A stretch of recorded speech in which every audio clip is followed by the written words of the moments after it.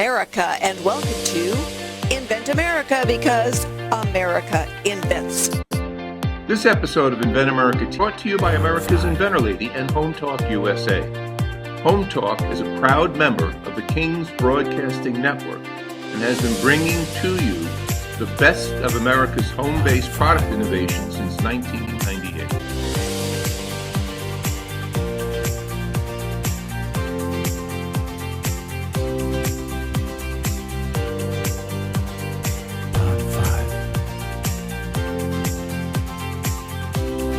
This segment of Invent America is brought to you by the law offices of R.P. Baraska. RPB law offices have been bringing corporate-level legal expertise to the independent inventor community for more than 20 years.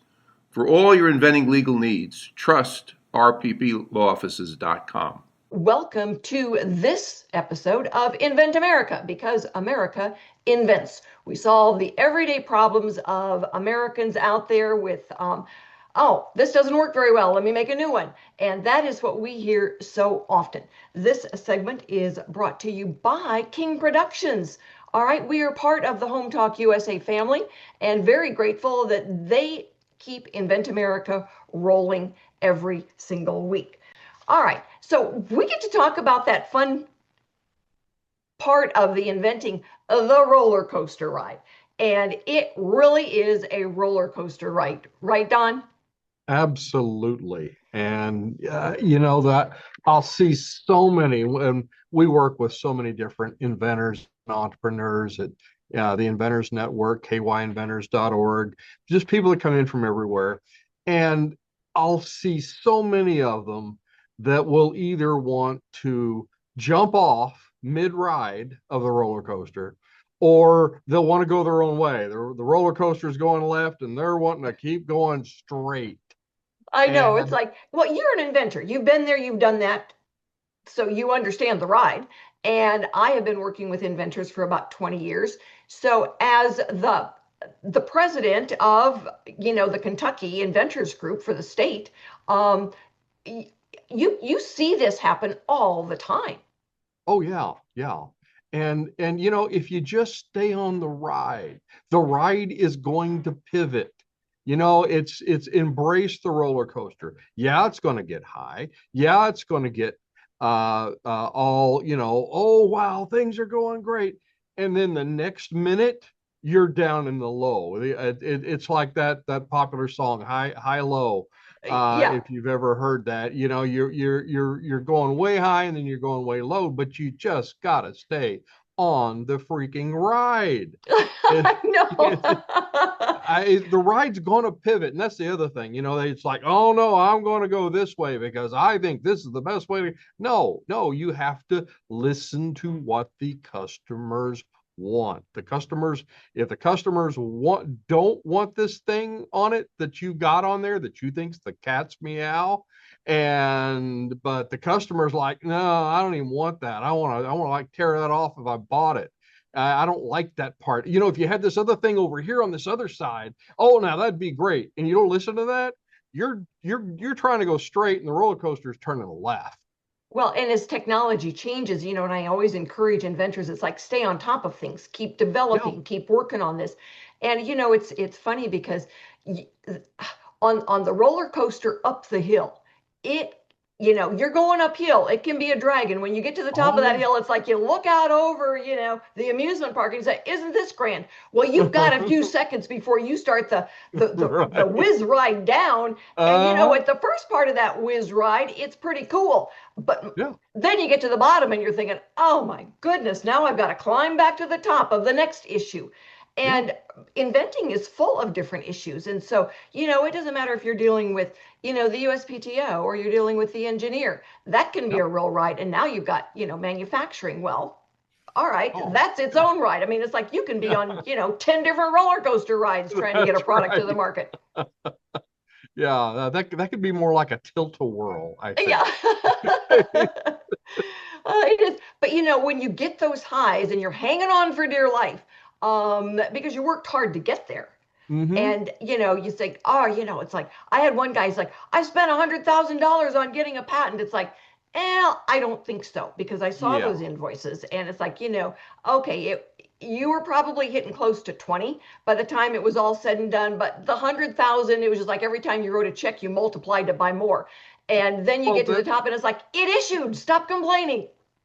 yeah. Well, I always said, a patent is like a banana. If you go into the grocery store, you can grab one of these really nice, big, deep carts that they have at the entrance of the grocery store. And if you go over to the produce section, they've usually got a big bin full of bananas. And guess what? You can load that cart brimming to the top, fill that entire big cart up full of bananas. And if you go to the checkout counter, do you know what they'll do? The awful thing that they'll do at the checkout counter? They will sell you every banana in that cart if you pull up there. Now, will you eat all those bananas? Can you use all those bananas? No. Most of them are going to rot. And it's the same way with intellectual property. Do it lean, do it fast. Have a good lean strategy. Those are the kinds. It's so funny because nobody, when they are in second and third grade, says I'm going to grow up and be an inventor. It's more often by accident that you're working and you think, oh, we can do better. And from the best ones I see are a solution to a problem that's out in the field. Yes. Whether it's a hairdresser coming up with a better way of doing something, a dog groomer, a tractor runner. Yep. We see those, and the best ones are the solutions to a problem. Yes. But it's not like they've had an education. They don't teach in the fourth, fifth, sixth grade, or you don't take a class in college how to be an inventor and you learn all this stuff like you do with so many other things. You're learning on the run and you're learning on the roller coaster ride. So you are. And it's going to be completely different. And it's funny. It doesn't matter if it's the one guy operation in the garage, one person, just working out of their basement, or if it is a multinational, multi-billion-dollar company, and it's a group of engineers. I have seen both make the same boneheaded mistake of thinking, oh no, it's got to be this. Or I've got to do it this certain way, and you've got to watch what's going on outside in the real world. Yeah, you got to take it out of the garage, you got to take it out of the workshop, and you got to see what the world's going to do with it. Exactly. We see so many inventors will go with us. They'll file a provisional patent application and then they'll go with us to ASD Market Week. Mm-hmm. And they're able to get a ton of feedback. And now they go back and now they file either their non-provisional, or if they'd already filed the non-provisional, they file a CIP because they learned so much standing there talking to people. It's like, oh, well, maybe this should be maybe it should open this way. Then you could do this with it. It should be a little bit bigger. Maybe you couldn't make it do that. Didn't even think of that. And so the inventors learn a lot. And when they take that advice, they've got a better product. And when they don't take the advice, what else? I had one couple and they said, well, we've got this product for doing garbage disposal type product. Mm-hmm. And they had their attorney file it a certain way. And when they got all done with it and they waited then. It's like, not like you, hurry up, get it done. They waited until their patent issued. And then they went and wanted to have a prototype done. And they said, well, we want it made out of aluminum. They wanted it made out of something biodegradable. And I said, well, you can't do that. And they go, well, why not? And I said, because your patent said it's made out of aluminum, flat, period. And so they said, are you kidding me? And I said, nope. Your attorney should have said made out of something like, but not limited to. And then you would have had all the flexibility in the world. But because they waited, they didn't understand the terms and the limitations of what they filed. It's supposed to be as broad as possible. Yeah, I mean, we did that with a product that one of the ingredients was a liquid chemical product, and one of the ingredients was an acid. We had one acid that we knew was going to work, but on the IP, we listed every conceivable way you could make it. Would we ever use this odd ingredient? No, but we didn't want other people to do that, and we wanted the ability to, whatever was going to happen on the roller coaster, we'd be able to ride it right out to the end. Well, we had another picture and you're all smiling. A couple, a father and daughter team, and they were they came to us at a point where we could still get them off the straight roller coaster and get them on the curve so that they could stick with it. So we're going to be right back, everybody. We are going to have our first Inventor guest on, and she's going to tell us a little bit about her roller coaster ride. And Dawn will join us again at the end of the hour. So stick with us, everybody. We are going to be right back after we go and pay a few bills. This segment of Invent America is brought to you by SearchQuest Patent Search. SearchQuest provides for a comprehensive patent search that searches the entire world and not just the U.S. Patent Office. Make sure that before you spend those big bucks having a patent written, you've done your due diligence by getting a comprehensive patent search. Use SearchQuestPatents.com for all your patent search needs. They scour the world for you.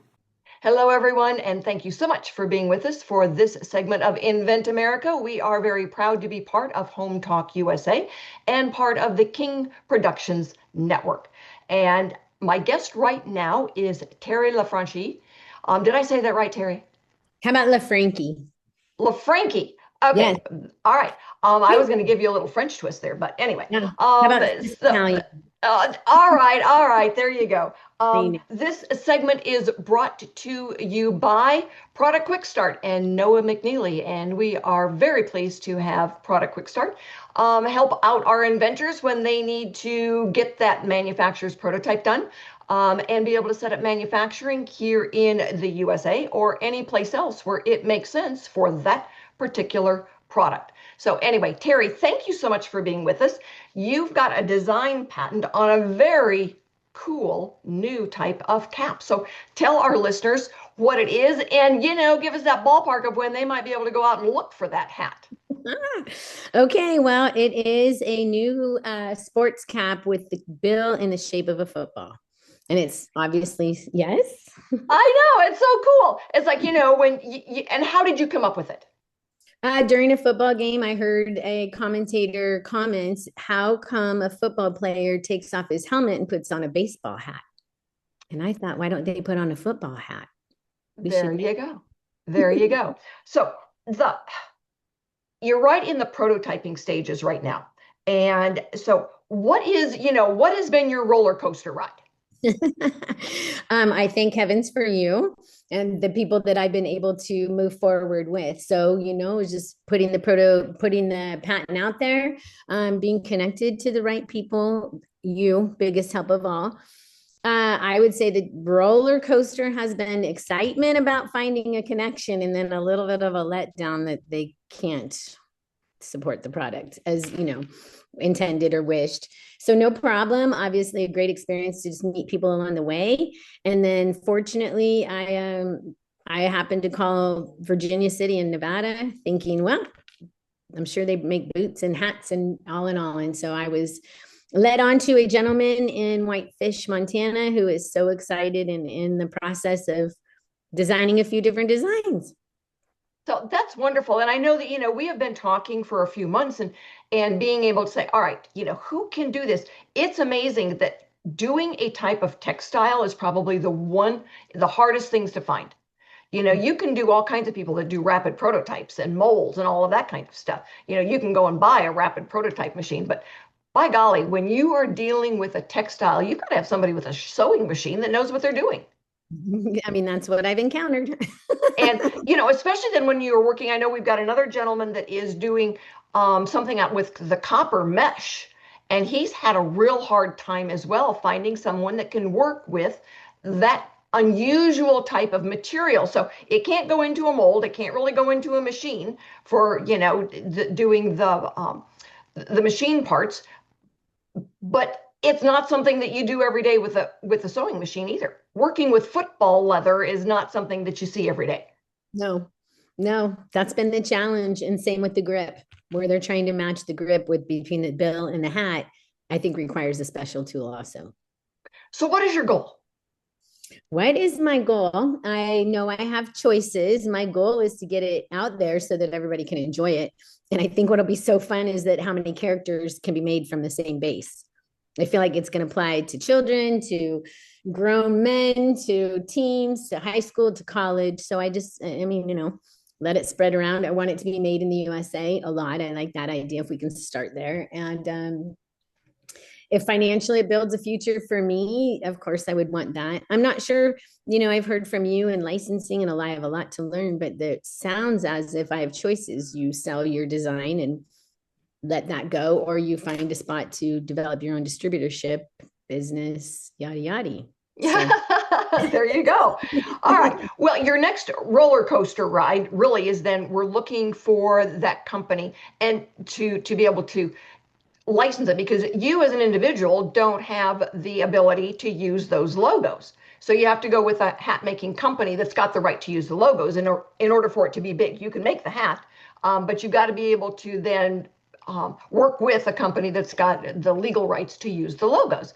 Well, yeah, we can find them. Then they'll manufacture wherever they're manufacturing their current products. And so it really is then probably for your situation easier. Yes. The roller coaster ride will still be fun, but it may not be quite as steep to climb on the licensing part of it as it was on finding the prototype part of it, simply because of what this is made out of, and then being able to pay attention to, that intellectual property that you've got to use. Yes. Yes. And thanks for clarifying that. That was kind of an early part of the roller coaster was like, what are you going to do with this product? Are you going to hands-on? Or are you going to let it go in licensing? And yes, at this point in my life, obviously that all of it is leading that way. Well, and part of it too is that, let's say you decide, it's always great when you can manufacture some, do a short run. All right. And then, you put on it something, that is easy as far as being able to show the diversity of the product. And then you're able to get out there, get the product out there and show it. The company that licenses it, they will already have access to all those buyers that you would never be able to talk to. And that's why licensing for most inventors is so incredibly valuable, is that they do the heavy lifting. They've already got the outreach. So we're hoping that you join us at ASD Market Week to show off and let everybody see that product and see what's going on and say, oh, this is really cool. And, do those fun things. That's part of the fun ride at the top of as the roller coaster gets to the top of the hill. The trade show is actually one of the fun parts as you start the swish down to get through the next challenge. The next ride up. Then for the next ride up. So, inventing, it's really funny because inventing really can be connected to that roller coaster ride. And so we've enjoyed being able to work with you on that. What have you heard from the people that have tried the product? Oh, nice. I've heard really nice things. I've heard a little bit about size and proportion. So I really want to listen to that constructive criticism and only be able to use that within the guidelines of the patent. I love the idea that the gentleman, Milan, is so creative and he knows what he's like doing in so many avenues. So I know that it'll be well made, it'll be well structured and made, and just have this I don't know, spirit that rolls with it. I feel like there's a lot of goodness to just let it be. And so he had it on. He told me, I actually left my house in it. I kind of forgot I had it on. And he loved how, oh, sorry, go ahead. Excellent. Well, I was just going to say, we need to go ahead and wrap up this segment. So we'll let everybody know when the hat's available, and we will start posting pictures online when we've got the really good, beautiful prototypes. And stick with us, everybody, because we're going to be right back with another inventor who's had a different series of roller coaster rides. And we want to thank, again, Home Talk USA for hosting this. And if you're an inventor out there, get in touch because we can help you find the right service provider. Stick with us, everybody. We will be right back. Hi, this is a training pull-up for little boys, and it's a great product to use. It makes it easy for the parent and the child when learning how to potty train. The coolest part about the product is that you don't have to take the child's pants all the way down every time that they need to use the restroom. You can just open this part here, and the child can tinkle through here, and it makes it easy for the parent and the child. It's a great product, and I cannot wait until it hits the market. And thank you so much for being with us for this segment of Invent America, because America invents. And Jeff Gerhardt is our next guest. He's solved a couple of big problems that folks have out there in the mountain areas. out there. I got one in my backyard, so I do get it. And my guest is Jeff Gerhardt. He is an inventor of a couple of different products. You've been on a few of those roller coaster rides, right, Jeff? I have for about 2 years now, 3 years maybe. Yeah. I know. So tell our listeners the couple of different things that you have invented. Yeah, I have two products that I have currently patent pending on. One is called Squeegee, and it's a blade for pushing different types of material. It started out as a snow pusher, has a flexible and a resilient blade on it that allows you to push snow, push leaves, you can push a lot of water, things like that. You use it as a rake. And it's got a kind of a unique handle on it. It allows you to articulate the blade forward and backward from the same position. So you can pull material towards you. You can use it like a broom and sweep it standing up, or you can actually push it forward and push with the blade. So it's kind of cool contraption the way the mechanism works. So The thing I found really cool about it is, those concrete driveways, they will crack. mhm. And, you're out there with a regular snow shovel, you can't see the crack Right. until you hit it and it knocks you back. Correct. You got 2 inches of snow out, you don't really see it. You know it's there somewhere, but you don't really see it in the snow. Or if it's covered with leaves or, whatever else. And so the squeegee, it doesn't catch on it.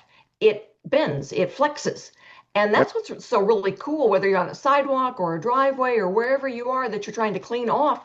You don't get your arms jerked and your shoulders jerked. And, for older folks, that's a big deal.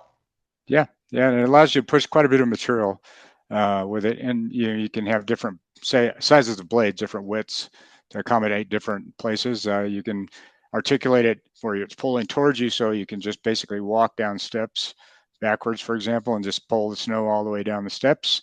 So it's got some neat features to it. So, and the second product is called Bag It Direct. And the idea is that it works on a standard yard sweeper. It's an augmentation to a yard sweeper. And if you're aware of yard sweepers, they're pulled behind a tractor, or you can actually push them, and you can have blades, or not blades, but centrifugal brushes that actually pick up anything that's on your yard, can be on your driveway too. And it throws it into a hopper. The only problem is the hopper gets pretty heavy. It can get up to a couple 100 pounds. And then the way they're marketed is you actually dump the hopper on the ground, and then you have to pick the material back up and move it into whatever container that you plan on disposing it with. Where what this does is it allows that yard sweeper to remove the hopper, augment it to actually attach standard trash bags. So yard bags, they can be 50-gallon, actually use a 100-gallon trash can liner if you want to move that large of a bag. But and then you move it around, and it just throws it into the bag directly. And then when you fill the bag, you pull it off, tie it off, add another bag, and then just keep going.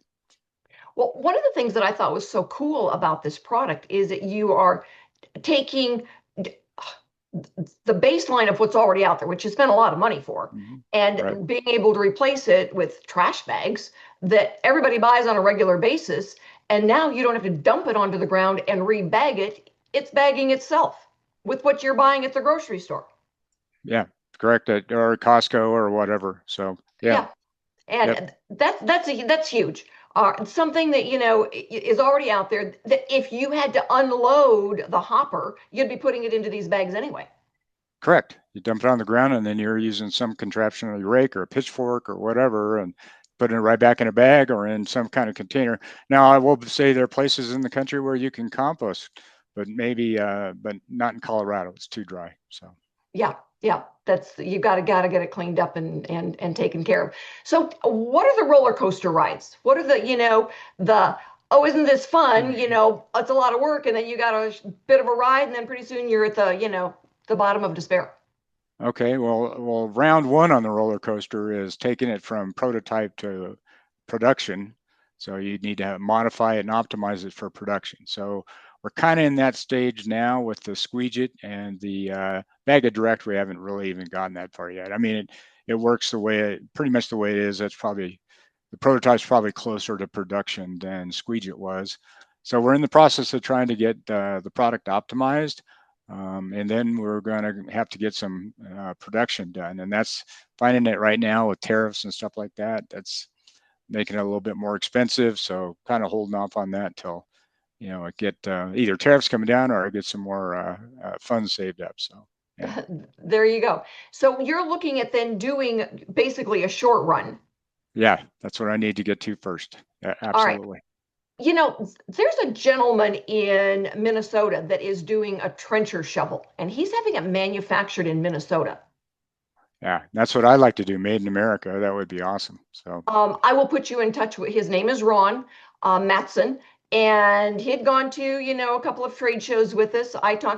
It's funny because his information is still on my website, so people will call me when they want to buy a trencher, and it's like, here you go, Ron. But I'll put you in touch with him, see if there's not a way, because he does sell those trenchers. that'd be super. And Yeah. I'll put you in touch with him, see if, you can't work out, be able to find, manufacturing here in the US and use his manufacturer.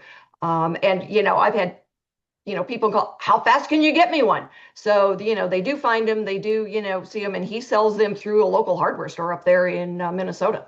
Yeah. And a plug for ASD Market Week, we had a lot of people that said, how quickly can you get me one? Or how quickly can you get me a couple hundred of them?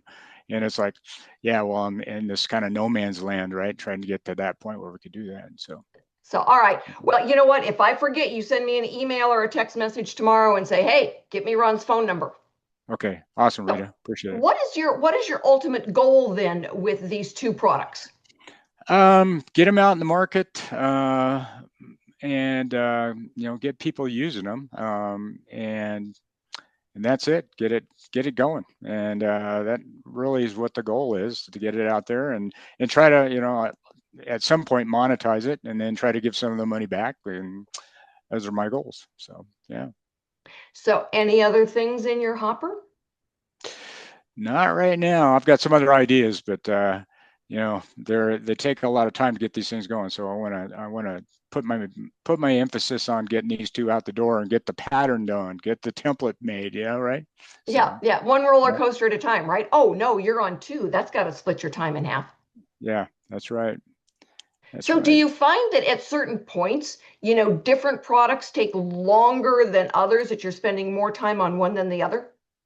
That's an interesting question. I think Squeegee took a long time to refine, because you get different points when you're going through the process where you get clarity, and you apply that clarity, and then later on you kind of back off and go, if I just did this, type of thing. And I think what that does, though, it trains your brain for the Baguette Direct, for example, where I put it together in like 2 weeks, and it was ready to rock, and so, and the prototype was really solid. So, those are, I think it's all a learning and a crispening of your pattern, your thoughts, and those types of things. So excellent. Well, we wish you the best, and proud to have you on and be able to help you with those next steps, and get the word out there. So when you've got product in, you'll be back on the show before you've got product in, because we're going to have another issue that you can help inventors learn more from. If you know any inventor out there, if you're an inventor or someone related to someone, live next door to somebody, or someone in the workplace, let them know about Invent America and have them get in touch, because we do inventor roundtable meetings. It is like the call-in version of the show where you can actually ask questions of the inventor sitting next to you. So if you'd like to talk to Jeff, he shows up a lot at those meetings. Check in with us, get involved, solve a problem. America invents. Stick with us, everybody. We will be right back with Dawn to wrap up this episode, and we need to go pay some bills. If you're an inventor, or an inventor out there who would just like to be able to have a conversation with other inventors, join the Inventors Roundtable. It's free. The meetings are virtual, so you can be anywhere in America and talk to another inventor. And for a lot of folks out there, understanding the process, being able to ask questions, getting good service provider information is critical to the inventing process. So, got questions? Want to join? It's free. inventorsroundtable.org. And thank you so much for being with us for this segment of Invent America. And we're talking to Don Skaggs. He's the president of the Kentucky group. But he has been working with inventors for what, 2 decades now? I don't really want to think about how long it's been since we've been doing this. The Inventors Network Kentucky has been around since like 1997 or so, six or something like that. Now I wasn't a part of it. I joined like early 2000s. And then, you put the chairs away after the meetings long enough and they end up putting you in charge. So that's kind of how I wound up doing what I'm doing now. But yeah, it's been a roller coaster for our organization. But it's just fun working with, no 2 days are ever alike, and everybody has something new and different and exciting, and we try to guide them to get on the roller coaster, stay on the roller coaster, and get to the end, where you can get your picture taken before you get off, and hopefully you're not covered in vomit. So, Okay, way to think about it. And yes. it's so funny because I got to share a quick funny story. I was seeing my grandkids, and my daughter took the youngest one to a little craft fair thing, and she said, well, we're going to go home. And he goes, well, is Grammy there? And she said, well, yes. And he goes, I don't know if that's a really good idea. And she goes, why? And he goes, because we have so much fun together, I feel like I'm going to throw up. And she goes, well, we'll make sure you don't have that much fun this afternoon. He goes, okay, we're good to go. But it's like, I never felt, really thought about, that much fun was going to be, that kind of throw up affair. But, I would imagine that there are some inventors that think, oh my God, this is so cool. And then the next thing it's like, I think I'm going to throw up because, Yeah. they've hit the bottom and now their stomach Uh-huh. is thinking, oh, that was quite a ride. And now I've got to climb back to the top again. Give me a break. And so many times they want to quit, or that, things get hard and things get difficult, and they thought, oh, I just thought this was going to be a fun ride to the top, and then it was going to be no, that's not how a roller coaster works. Yeah. And so many of them want to get off while the roller coaster is running, and you don't want to do that. That's kind of dangerous to do, so don't do that. And it's the same way with inventing. You're getting to the top, and it's like, oh, this isn't fun anymore. Well, guess what? That's kind of life. Yeah. And I've seen, behaviors, and this is one of the things we've learned at the Inventors Network, is that behavior sometimes can even mean much more than just the nuts and bolts stuff. Sure, yeah, you got to get a patent, you got to do a prototype, you got to do all of these things in certain ways that are very lean and strategic, and do it the right way, learn from other people that know, that's been through it, and kind of know, hey, go this way, don't go that way. But at the same time, you've got to be driven by discipline and not motivation. I always say discipline beats motivation every time. Yeah. Motivation says, yeah, I want to get up in the morning, and I want to get up at 5 o'clock. I'm going to make my bed. I'm going to do this. I'm going to do that. And guess what? One day you'll get up and you won't be motivated. Well, then you're not going to get up. You're not going to make your bed, and you're not going to do your prototype, and you're not going to do the right things. And then it all just kind of falls flat. Well, So I really think you've got to, you got to use the discipline instead. The discipline is going to make you get up at 5. And so guess what? Later on, when you're at the top of the roller coaster, it is going to feel good again. yeah. I mean, and the thing is that if you're on a roller coaster and you're only going up, guess what? You end up in outer space and you die. And if you're on a roller coaster and you only go downhill and you go too fast, you die. So, Yes. Let's stay on the roller coaster that's just going and cruising up and down, because that is what life is. Yes. Life is an up and down, and if you stay persistent and you stay consistent, you get to the end point where you can say, oh, look at this, I'm in the marketplace. Or look at that person owns my product and I don't know them.